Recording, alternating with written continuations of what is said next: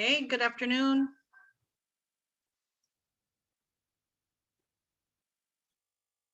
Hi, Williams.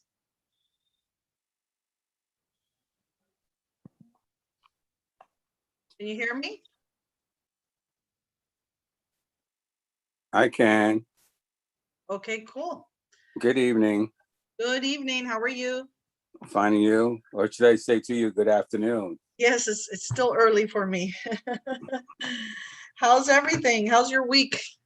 Ah, it's been one of those weeks. Find programs for youth and adults in schools, and so for many years I also helped place, say for instance, several hundred students in colleges, and as well as the more independent private schools in the country, the Wow. more rich ones. Uh-huh. Fortunately, I attended one as in high school. I had the fortunate, I was very fortunate to go to school with, some would say, the Rockefeller kids, the Kennedys, Oh, you wow. know, so Uh-huh. I knew the late John Kennedy. One of my classmates ran Seagram 7, and then he later bought Warner Records, the Bronfman Group. I had Hess Oil in the school, and his son, the late Leonard Bernstein, his son was in my class. Oh, Uh, wow. it's Are Art you Perlman. connected? Are you connected with them? Do you stay in contact or? Yes, actually, I do. I work with the alumni. I served on the school trustee board for 6 years, and then I served on the alumni committee for 18. And now I, still do things with the alumni body. So I'm fortunate in that respect. So sometimes I'll get a chance to talk to some alums like David Duchovny, who's in California, who's an actor. He was on Who? X-Files. Who was this? And Who? David Duchovny. I don't He know. was in. He was on the X-Files, and then he's a show that you shouldn't see, Californication, and a couple other things. And he Uh-huh. works on various projects. And the police officer in Chicago PD, Jason Burgay. So, I mean, but yeah, from Itzhak Perlman to Leonard's son, we were on conference before. So I'm fortunate in that respect. So that's when I Yeah. was talking about some deals. Several of them have been in real estate and have done things over the years. And alumni body, between that and my college alumni body, has been able to do well. So I try Fantastic. to stay in touch with them. So That's great. That is really, really good. Interesting. Well, now real estate. that's So good. Now it's real estate. Very good. Well, thanks for joining me again. And appreciate it, and hope today you guys get some more information. Hi, Patricia. How are you? I'm well. How are you? I'm doing great. I'm doing great. Glad you made it. Yes. I'll just get things going. As you guys know, my name is Annabelle Pacheco. I am an investor. I'm a real estate broker for 24 years. And really my goal is to share with you guys in details the steps and really the things that I did to purchase my first multifamily deal, in hopes that you guys will also do the same thing. And I just want to reiterate, I'm not selling anything or offering anything other than just, my story. I'm not a financial advisor as well. I'm just really sharing with you guys my story. And I hope that you can use this platform to share information with each other and that we learn from each other. So just a little background information on myself. I started my career in the mortgage industry back in the mid 90s. I worked for a direct lender at that time, and I don't know if you guys are familiar with it's like I don't know if they were a California lender, but it was a national Pacific mortgage. And I started my career there. I didn't really know anything, and I just had asked, I said, hey, I want to learn. I want to do loans, and if you give me a shot or an opportunity, you know what? I'll figure it out. And they did. I learned. I was Spanish speaking, and so they, gave me that department, and I was working with clients that were Spanish speaking. So I kind of looked at it as, okay, I'm getting paid to learn. But you know what? It was perfect because I really did learn, and I've been able to use this in my career. I also purchased throughout my career about 100 properties, and these we have just rehabbed, flipped properties. We did keep homes that we leased out, and but many of them we flipped and just kind of repeated the process. Did very well. In 2001, the market shifted a bit. We were not finding good opportunities for flips anymore, and so we kind of deviated and thought, all right, let's open up a restaurant.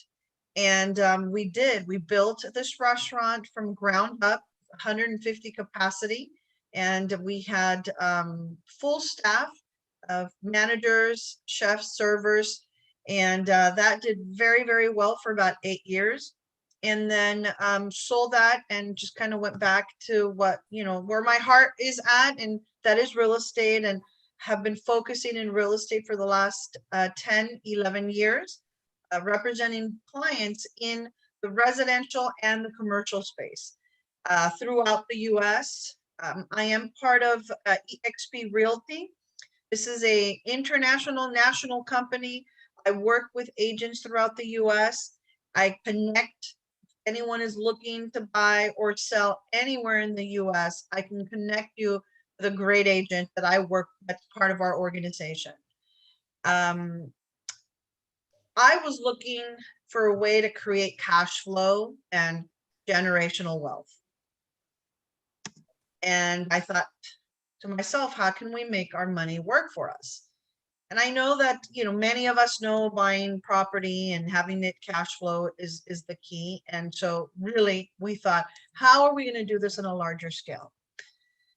So for us, we were ready. We had done the research and we thought, okay, you know what? We're going to do the multifamily route. And the reason, there are 4 reasons why we decided to go multifamily route. Number 1 was cash flow. We wanted a property that was going to cash flow. It was going to pay itself, cover everything, and cash flow at the end of the day. And cash flow, just in a very simple term, it's your rental income minus all of your expenses. That's your cash flow. Number 2, it was the loan pay down. How do we, now here we have a property, tenants will be paying our loan off. It's a sweet deal. 3 was appreciation, right? We're buying property and we know that with time, the property will appreciate. And then of course the tax benefits. And this is important because it allows you, when you're buying multifamily and really just any investment property, you have there's multiple tax benefits, but these 2 were the ones that really, that were interested and that were that were important to me. And that was the depreciation, which you're allowed to expense a portion of the physical structure each year, and the 1031 exchange, which allows you to defer the capital gain taxes. And there is absolutely no limit. You can do this multiple times if the properties are out there. So just a little example on the property that we purchased. And when I say we, I mean my husband and I. It was a value add multifamily. So value add means that there is an opportunity there where you can add value to your property. It's going to require some initial capital investment, but there is room to do all of that. So we purchased a property, our 34 doors, for $850,000. $350,000 down payment is what we provided with the seller, and the actual seller carried a note for us for 2 years. So he was our bank for 2 years while we figured things out, organized, cleaned up, increased rents, and brought the property's value up so that we can go out and get a loan from a traditional bank. And it's very nice. And I highly recommend it if you guys have the opportunity. So I just want to throw it out there that even if it doesn't say anything about seller carrying a note or seller financing, always ask, because you just never know. And if the deal is sweet, maybe they don't need the money, maybe they're okay being the lender and making money on a monthly basis. So I always say ask, don't hold back. You never know what the response will be. So anyway, we remodeled, updated all the units, we increased the rents, and at our second year, we were able to refinance, and the property appraised at $1.6 million at that time. So we had only really acquired a loan for $1 million. We wanted all of our initial investment, our down payment. We wanted all that back, and we did. So at this moment, this property, we have zero money invested in this property.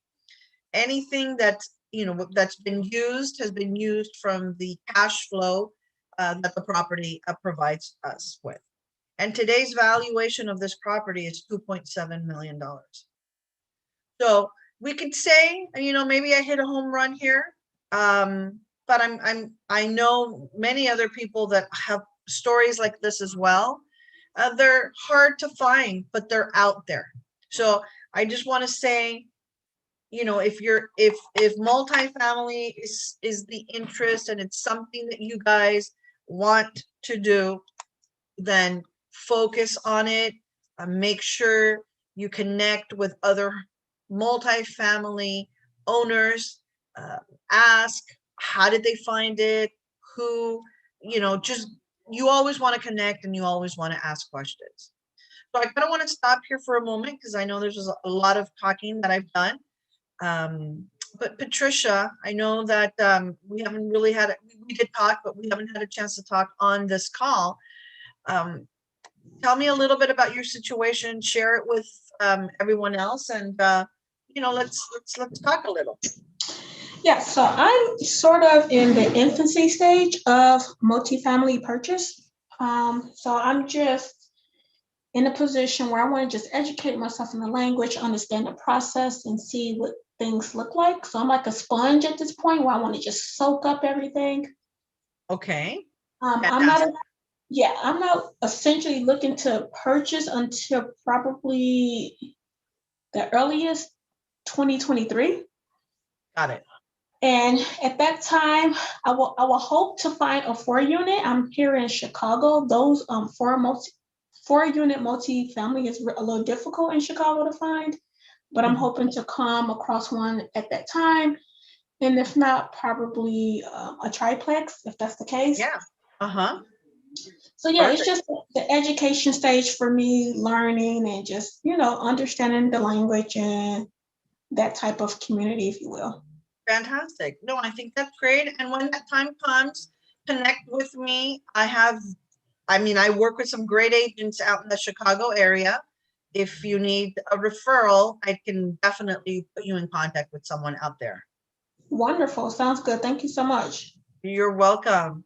Hey, Joanna, how are you? Welcome. Hi, Annabelle. Good. How are you? I am doing great, doing great. It's just kind of, I took a little break right now to ask everyone on the call, like, what are your plans? What's your plan as far as multifamily, as far as units? What's your goal? What would you like to do?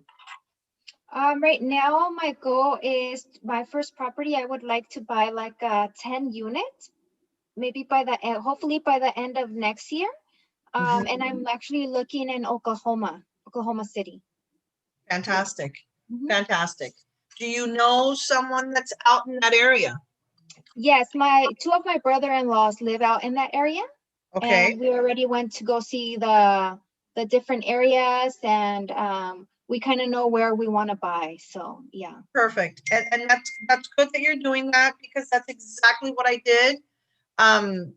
So, and this goes for everyone on this call. When you're looking to buy, you have to go out. Obviously, it's great when you have a mentor, you have someone out in the area that knows location, because location is key. And you know what? You go out a couple of times before you actually pull the trigger, right? You go look, You can kind of get familiarized with what's the prices, you know, the demographics. There's so many things that you want to look at. But I think it's just a human nature. Like once you start studying and doing this, you become much more secure and confident of, you know, of that, making that decision. So Joanna, I did that. I went out. It took me maybe a year. A couple times I flew out to Texas, and you know what? It was in I would go maybe a week or 2 weeks, and it was just driving and looking at properties, and you're able to identify the good areas with the bad areas, right? Versus if you look at them on a map, you won't even know if you don't live in those states. So that's great. Oklahoma is fantastic. I was just going to say something. I lost my train of thought there, but 10 units. What does 10 units cost out there? I haven't checked, right now we were looking at, my husband was, he's excited about investing. I'm more like, okay, we have to do like multifamily, and we went to go see a builder that was building properties out there. So he was like, no, let's buy a brand new building, and it's going to be a brand new house. But obviously, as an investor, you don't want to buy a brand new building because you're not making you can't add any value to that property, you know? So when we did go out there, we were looking at the new construction just to see the areas where they're building. But I didn't go see any like multifamily houses. Got it. Okay. Yeah. So when you say new construction, are you talking new construction of single family or of multi or commercial? No, single family. Oh, I see. Okay. Yes. So keep in mind, this is good. And again, I've gone through this, just personal experience. When you buy one single home, like a single residence, you're one tenant. If that tenant doesn't pay, you're going to have to cover that additional mortgage. So that's why multifamily, at any number, when I refer to multifamily, it doesn't necessarily have to be 34 units, but multifamily, you hope that those other units, if one unit doesn't pay, you've got 9 other units that will pay. Make sense? And especially if you're far away, you want to make sure that you're covered. So just FYI, maybe that's what you qualify for, a single family residence. And if that's what if that's the first deal that you have to do to maybe build and gain some appreciation, that's fantastic. But always keep in mind that it's got to make financial sense for you as well. Right. Yeah, exactly. Okay. So I'm going to talk to you guys today. These are the units that I have. 24 units, a building that has 24 units, 1 bedroom, 1 bath, and I'm in Grand Prairie, Texas. And then I have the front building, which is 10 units, 2 bedrooms, 1.5 bath, townhouse style. They all have a little patio in the back. So I'm talking to you guys today about getting pre-approved. So you want to use the following items that I'm going to give you guys right now. Is just a really kind of, it's a quick, let me find out if I qualify for, a loan amount and what you're going to do. And this is just to give you guys like a positive, negative indication as to if it even makes sense for you guys to continue.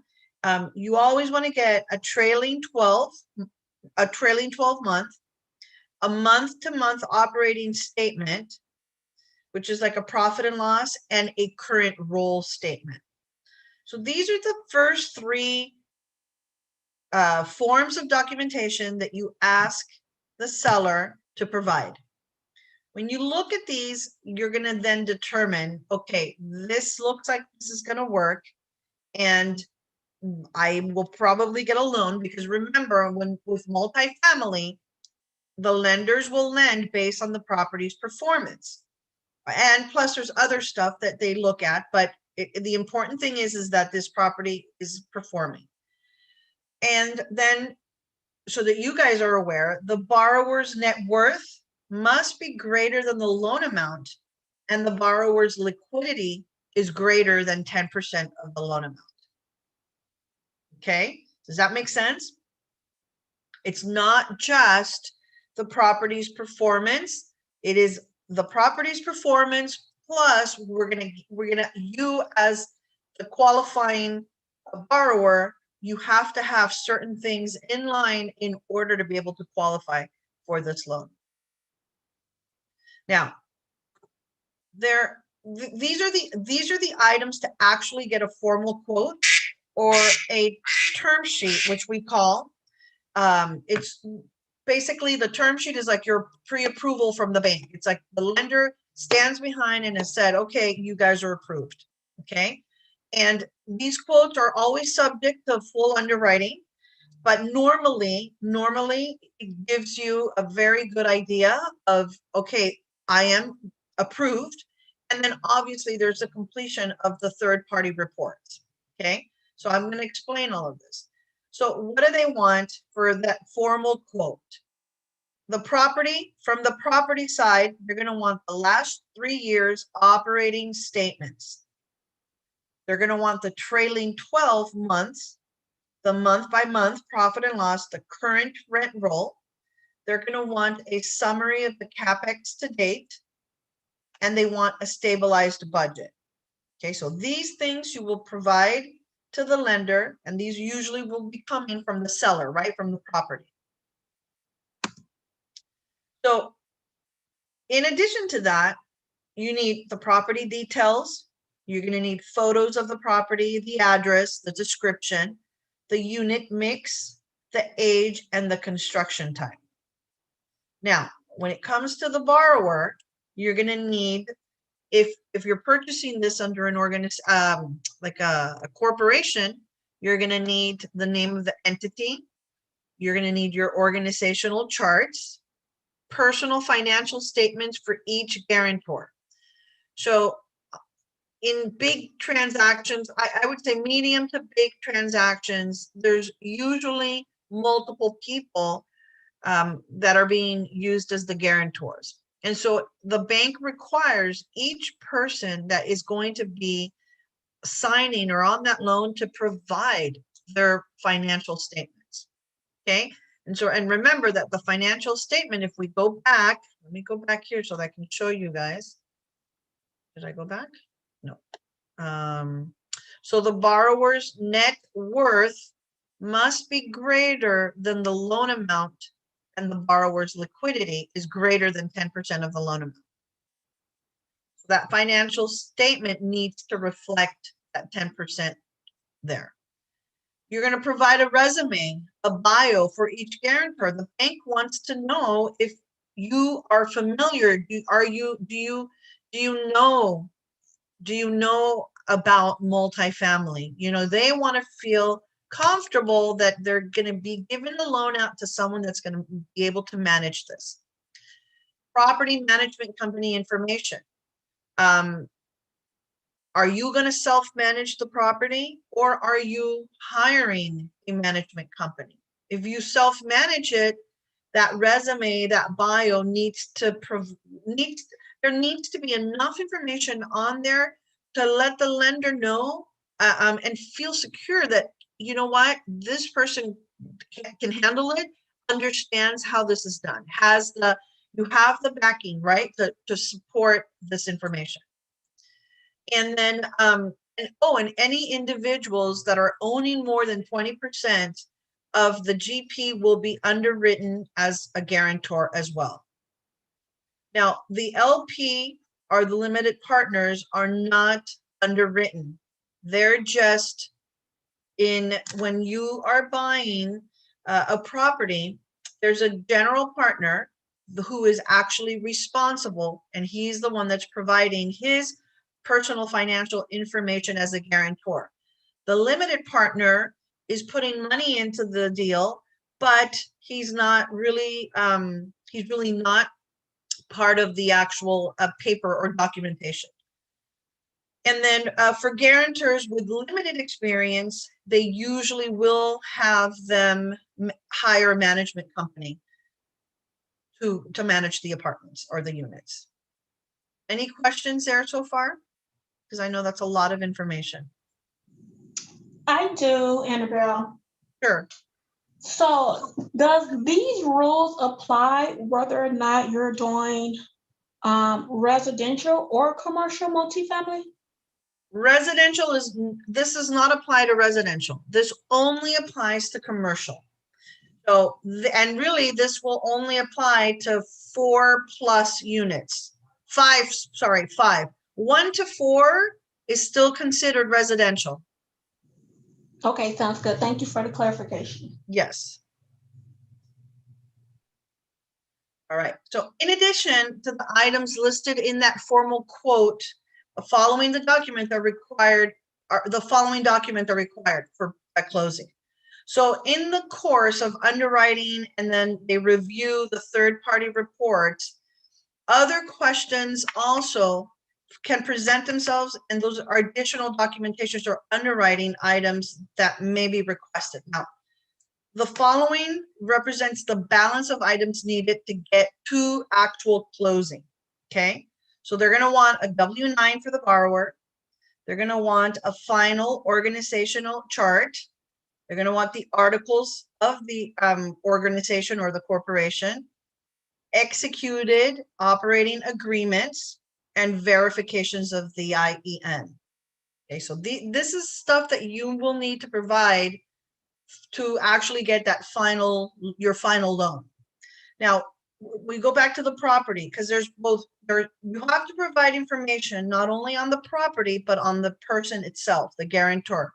So we go back and forth on property and personal. So current rent roll. You want to make sure that all the months are up to date and that they're including that they're current, okay? And that they're actual numbers, not pro forma numbers. Very, very important. Your current operating statements, you want all months up to and including your closing. That's what they're going to want. The bank is going to want that. Your ALTA survey, which is your title. They want copy of all commercial leases. They want copy of your laundry leases, any kind of service contracts. If you have trash, you have pest control, you have, landscaping, pool services, any of these, you want to get all those contracts. So the lender wants to make sure, right, that if you have all this, that they're including all those expenses, all of that is included in their numbers.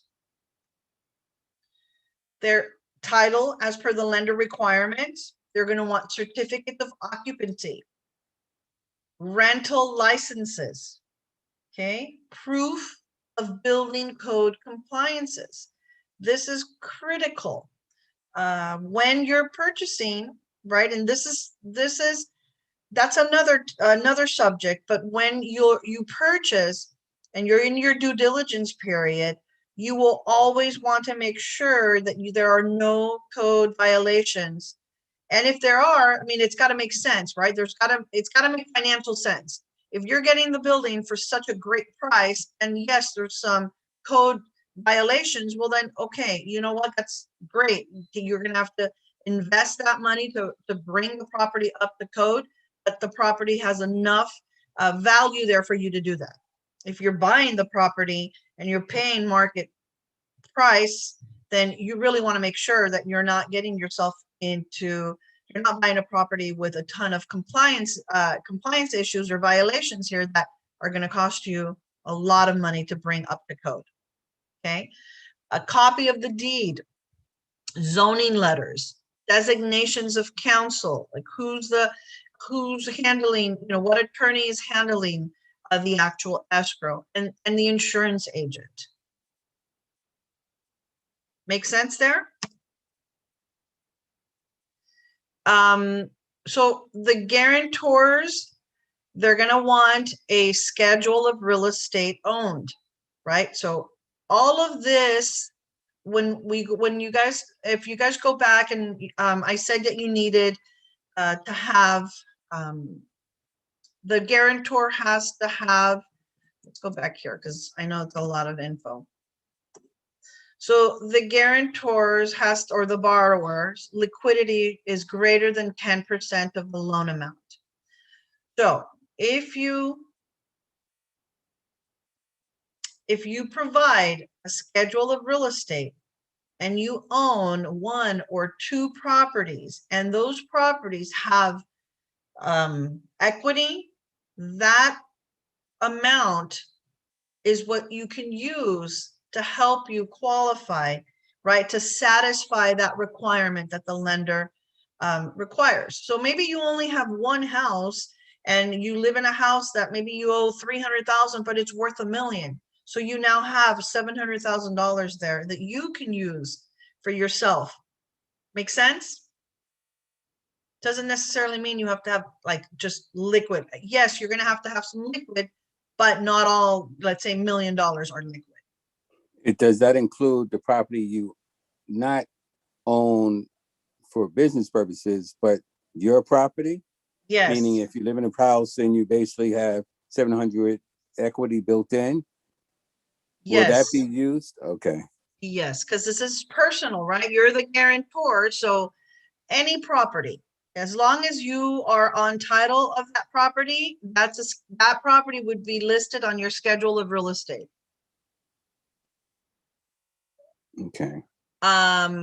Guarantors also have to authorize to release bank and credit informations, and then obviously bank statements. And then let me go back to this. I think I did that one.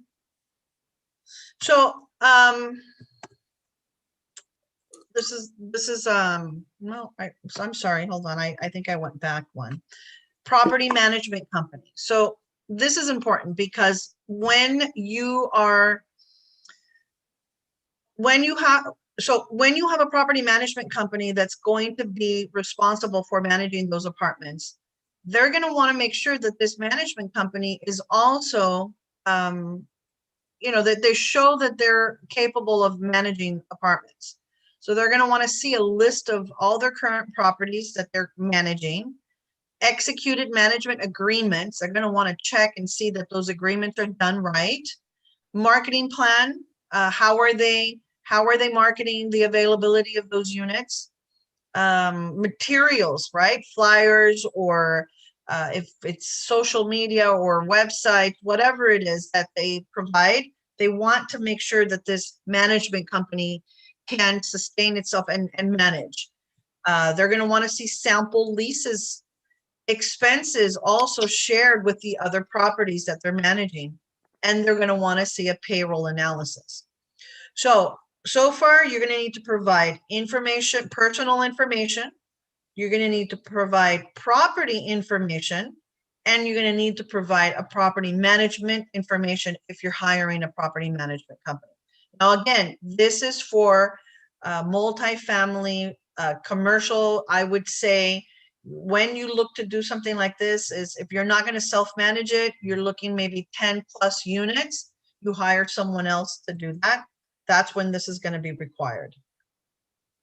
Any questions there? I have one concerning if applicable, if available, more so if applicable. Wouldn't it be better to have, that which is stated, if applicable, ready just in case? Because when you're getting the current or the rolling rent roll, before closing, or the information closing, if you don't have them and you have to go back and get them, all that information, then that puts you behind the 8 ball again of getting more updated information. Because I've seen that happen to a friend of mine who does mortgages and refi, that their clients sometimes requesting additional information, they now have to go back and get it, but now they have to get updated income information. Right. Well, it's just, I think that when you're bringing in a third party, like a property management company, you want to make sure that from the get-go, you are getting everything that you know that the bank is going to require.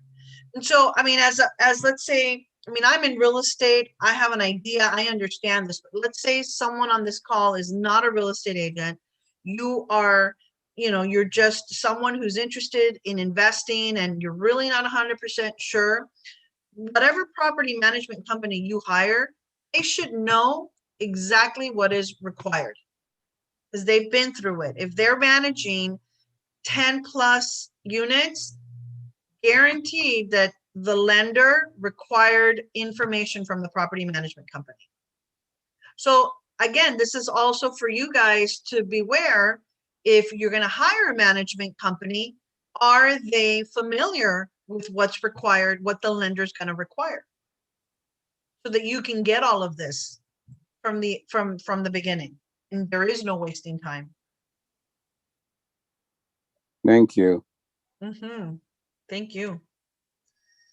So here we have the third-party reports that I was talking about. So when you're in escrow, right, and the lender is working on their stuff, you've got to get a termite inspection on the property. You have to get an appraisal. Some properties will require a phase 1 environmental report. Some may not. And they also require a project capital needs assessment. So it's all, these are all lender requested. So if the lender feels, based on their analogy of this property, they feel that they want a phase 1 report, they'll ask for it. If they, I mean, termite and appraisal are pretty much a given. Phase 1, maybe, and project capital needs assessment as well is maybe. So this information that I've given you guys right now on getting approved for a loan is the path to funding a non-recourse multifamily loan. So a non-recourse loan is where, in the case of a default, it does not allow the lender to pursue anything other than the collateral, which is the property. However, a resource debt holds the borrower personally liable. Do you guys understand the difference there? Because this is very important. Did I lose you guys? Can you explain that again? Yes. Yeah, it's a little confusing. It is. So a non-recourse loan, it only allows, let's say that for whatever reason, the property is not managed well and you end up, you know, the vacancy is low, you're not able to cover the payment, and you end up, you know, like you're almost on the verge of losing this property. The lender can only go after the actual collateral, which is the property. It can't go after all of, like, let's say if you're the guarantor, they won't go after your personal stuff, like your primary residence. A recourse debt actually holds the borrower personally liable for it, where a non-recourse loan is really, it's the property itself is the collateral of that loan. So Okay, and so, I'm sorry, Annabelle, quick question or thought. So do you see more individuals who go for the non-recourse loan as opposed to the recourse, or it's just case by case? Yeah, no, multifamily, I'm gonna say a high percentage is non-recourse loans. And what would be this distinction, or why would someone go the recourse route? What do you see? The recourse route might be also a little less costly, maybe a little easier. But again, you know what? When we're talking multifamily and we're talking 20, 30, 40 units plus, and maybe there's partnerships involved, the non-recourse way is a very safe, or at least, you know, it's a great way to purchase something. I mean, not that you have any intentions of purchasing a property and then defaulting on it.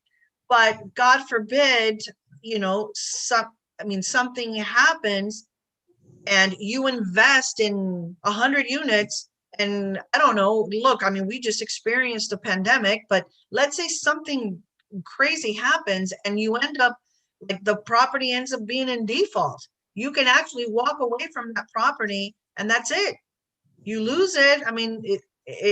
They keep it, but they can't come after your your primary residence or your actual finances. It's just the property. Okay, thank you. Yeah. So, it is, if we go back, there's a lot of stuff that they ask for, right? This property, they want to make sure that this property can sustain itself. And if it can't sustain itself, and if there's that opportunity for value add that you can improve on it and even, make it that much stronger, they're going to lend you on it. And they don't have a problem doing the non-recourse loan if everything is checked off. So it's definitely, I have a non-recourse loan on my property. And you know what? That was just something that my mentor taught me. He did it. And, sometimes you just kind of follow someone that's already done it. And I just did it. And again, I have no intentions of losing my money and defaulting on the property. But I guess it's another, added security, right? If something happens. And then from initial of opening escrow through your pretty much like your term sheet. Once you get your term sheet, once you get your commitment, rate lock, it's usually about a 60-day escrow there, 60 days that it really takes you guys to be able to close the deal. Maybe a little longer, but you always want to try to allow for as much time as you possibly can to make sure that you're closing your transaction on time. All right, so let's talk, because I know this is a lot of information. Let me stop sharing here.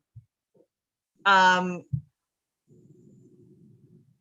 know right now, Patricia, Joanna, you guys are looking, or Patricia, you're looking, I think, is more residential loan. That is right? correct. Right. Yeah. So, which is none of this applies. Right, correct. None of it applies. Much But easier. education is good. Say that again. But education is good. No, absolutely. Absolutely. And again, I think that what you can apply, or what you're learning here, you can apply, right, for 3 units, 4 units. It's the same thing. It's just the financing is much easier. Joanna, in your situation, if you guys are looking at 5+, now we're looking at following this exact same process. This is the type of loan that you'll have to get. And they have, here's the other thing, that in the commercial world, $1 million is a low balance loan. Not a lot of lenders work on those low balances. So you have to find special lenders that do work the small loan limits. And $1 million in commercial is very low. So Yeah.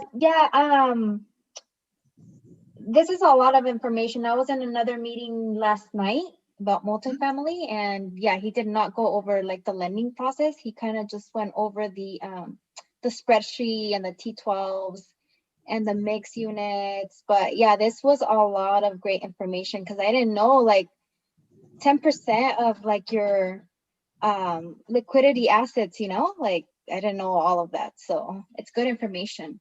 it is, this is just stuff that I went through. I learned it. Like I had to go through it, right? And so you just start figuring things out. And that's why I'm putting it out there, because yes, it's great and all if you can go buy one, but there's a lot of stuff that you have to provide a lender before the lender's going to sign that loan and give it to you. Just doesn't happen. It's not that easy. It's doable, 100% doable. It's just, You have to make sure that you have all the information and that, and the most important thing, like Patricia was saying, education is great. The more you plug in to different multifamily groups, obviously everyone has their own way of sharing the information, communicating the information, but the more you get exposed to it, the more you become familiar with the terms, right? Like a T12 or a rent roll, you become familiar with that, and you're now able to, when you see one, you're able to kind of, right, wrap your hands around it, because there's a lot of information. And even when you look at a T12, I mean, it's not easy if you don't know how to read those things. Have you looked at one, Joanna? Yes, I have, but yeah, I mean, I have to continue looking at it and play with the spreadsheet and figure out like the numbers and the cap rate, because it's like when you see the big picture, it's like, oh, like great, you own all these units and it's all under one loan, but and then you're gonna get cash flow. But when you really start looking in debt to what the work that it really takes, like it really takes a lot of work. Well, and that's why some people have it and some people don't. Mm-hmm. Yeah. Right? Look, everything in life requires a lot of work. It's not easy. The harder it is, the more rewarding it is. It's just learning it. It's just learning it. Look, I remember when I was going through the loan process, it wasn't easy. It was hard, but at least I had an idea of what was required and what was needed of me. And you know what? We just did the best putting all that stuff together and providing it in a way that when the bank reviewed it and looked at it, that it would make sense and that they would feel comfortable, right? Like when it came to self-managing it, again, I've never owned 34 units. I've never managed more than, I don't know, 4 or 5 houses at a time, but I've been in business long enough and I was able to convey and give them enough information to make them feel comfortable that I could handle it. Sometimes it's like you just have to do it. And I mean, I really didn't know. At that time, I didn't know. So I can tell you now, it's been 6 years and the property is doing great. It's wonderful. I mean, it's a great opportunity, and the appreciation that property has had, I never imagined. I really didn't think it would do so well. But then again, our market has done amazing. So I'm just saying, and I'm putting it out there, that I'm sure if you guys are looking for 2 units, 3 units, any number of units, if you look hard enough, you will find that good deal, because there are opportunities out there all the time. I've seen them over and over again. I'm in real estate, and I think sometimes when I see a property and I see a good deal, that, man, you know what, I'm not going to find another deal. And you know what, when you're ready, that deal pops up. So all I could say is keep educating yourselves, keep connecting to different groups. Come on here, share information, because I mean, I want to learn as well. If there's something you guys know that that's working for you guys, or just share it. Come on this platform. That's why I have this. It's just for us to grow. Let's talk. Let's help each other. And I mean, I'm here to help in any way I can for you guys. So, Annabelle, I have one final question before I have to go to my next meeting. What is your take on, and this is, of course, residential. Okay. What is your take or experience with individuals who have maybe a LLC and they want to purchase residential multifamily? What does that process look like in terms of approval? Is it a little bit more frowned upon, or it's a little bit more difficult? Yeah, you won't be able to get a loan. You won't be able to get a residential loan under a corporation. Yeah. That's why residential is your personal information that you will be providing to the lender. Correct. Does that also apply if you dive into real estate investing? Well, it depends what kind of real estate investing. as a partner? No, a single member. A single member LLC. You can't, and I would double check this, but what I'm aware of, that a corporation cannot apply for a residential loan. I see. Your residential loan is under the borrower's social security number and personal financial backing them up and their income, Gotcha. not the corporation. Yeah. But commercial, you're using the property's performance, right? And then you're adding the personal guarantor background, their finances, their experience to the deal. Aha, interesting. Mm-hmm. Because that was another route I was thinking, maybe long term and get into like real estate investing and seeing what that looked like, but having it under possibly an entity, whether that was a single But- member LLC with an S corp attached to it, or just kind of playing around with that idea to see what that looks like. So now, okay, so now you can for sure, you can open up an investment LLC or a corporation, but that you can use that corporation to invest, right? Let's say that I come along and I say, hey, Patricia, I've got a great investment opportunity. You know, we need to collect $100,000.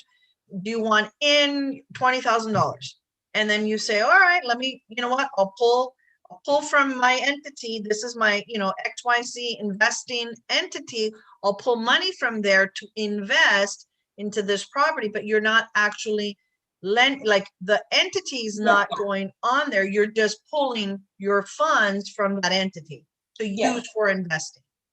Aha, makes sense. Makes sense. Yes. Okay, wonderful. Thank you for that. Yeah, so I have to go because I have another meeting, but thank you once again, everyone on the call. Be safe, be well, and until next week. Bye, guys. All righty. Thank you, Patricia. And same for William and Joanna. Thank you guys so much for joining me.